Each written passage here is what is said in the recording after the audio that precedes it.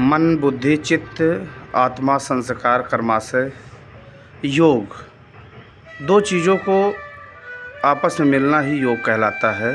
आत्मा को परमात्मा से मिलाना ही योग है, जीव को ब्रह्म से मिलाना ही योग है। जब हम कमर सीधी करके बैठते हैं तो धीरे धीरे योगचित्त वृत्ति निरोधा, योग करने से समस्त चित्त की वृत्तियों का निरोध हो जाता है। हमारा मन हर क्षण नए नए विचार उत्पन्न कर रहा है। मन के कारण ही हम ध्यान में नहीं जा पाते हैं।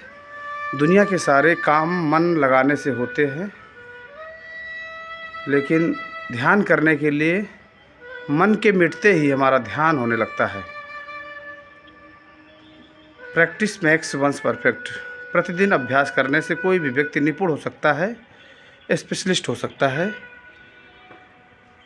ब्रह्म मुहूर्त वेला में, अमृत वेला में, प्राकृतिक वातावरण, खुले वातावरण में, पिरामिड आकार योग सेंटर, नक्षत्र वाटिका के नज़दीक आध्यात्मिक साधक श्रद्धा और विश्वास के साथ योग का अभ्यास करते हुए पूरे शरीर को ढीला छोड़ दीजिए।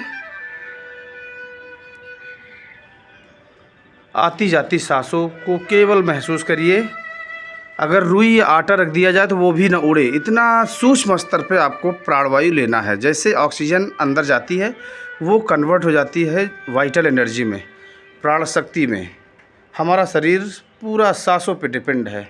बहुत लोगों को तो ये भी नहीं पता कि हम सांस ले रहे हैं नहीं ले रहे हैं, क्योंकि होश पूर्वक जीवन नहीं जी रहे हैं, ध्यान पूर्वक, सजगता पूर्वक।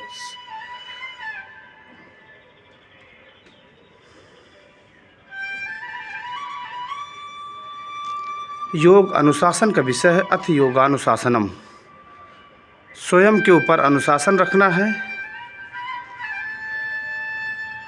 एक साधु संत महापुरुष स्वयं के प्रति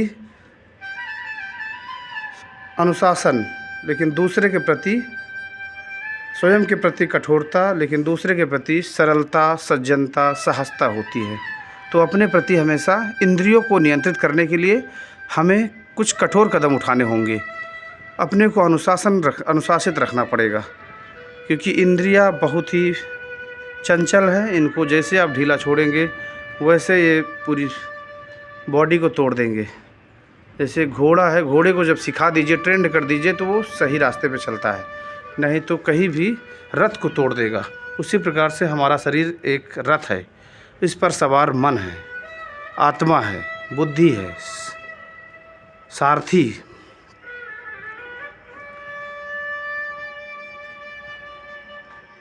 ध्वनियों के माध्यम से अनाहद नाद तक हम लोग पहुंच सकते हैं। आसनों के माध्यम से हम लोग हठ योग को प्राप्त कर सकते हैं।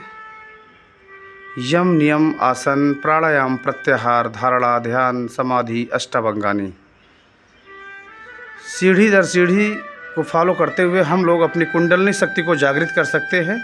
हमारे शरीर में ही मेरुदंड में सोई हुई 7 प्रकार की कुंडलनी शक्ति है, जो कि 3.5 फेरा लपेटे हुए मूलाधार में सो रही है। उसको हम प्राणायाम के माध्यम से, गुरु की कृपा से, आशीर्वाद से, निरंतर ध्यान करने से हम लोग जागृत कर सकते हैं। और जागृत होते ही हम लोग पुरुष से महापुरुष और साधारण से असाधारण कार्य होने लगते हैं जीवन में। तो उसके लिए शरीर को पहले ठीक करना पड़ता है, व्यायाम के माध्यम से, प्राणायाम के माध्यम से, आसन के माध्यम से, ताकि हम किसी भी आसन में 2.5 से 3 घंटा अगर आप बैठना शुरू कर देते तो आसन सिद्ध मान लिया जाता है। आसन अगर बार बार खोल दे रहे हैं तो इससे हमारा मन स्थिर नहीं रहेगा। योग करने के लिए स्थिरता और एकाग्रता बहुत ज़रूरी है। यहाँ पर आए हुए सभी आध्यात्मिक साधकों का एक बार फिर से मैं बहुत बहुत धन्यवाद देता हूँ। आप लोग पूरे रायबरेली जनपद वासियों को एक सकारात्मक संदेश दे रहे हैं कि हमें दिनचर्या का पालन करना चाहिए, वेद शास्त्रों के नियमों पर बताए हुए मार्ग पर चलना चाहिए, ताकि हम 100 वर्षों तक जी सके, स्वस्थ रह सके। आज एक लंबी कतार, एक लंबी भीड़ अस्पतालों में लगी हुई है। उससे निजात पाने के लिए केवल एक ही मार्ग है, योग और आयुर्वेद, सात्विक आहार। हर हर महादेव। जय जय श्री राम। भारत माता की जय।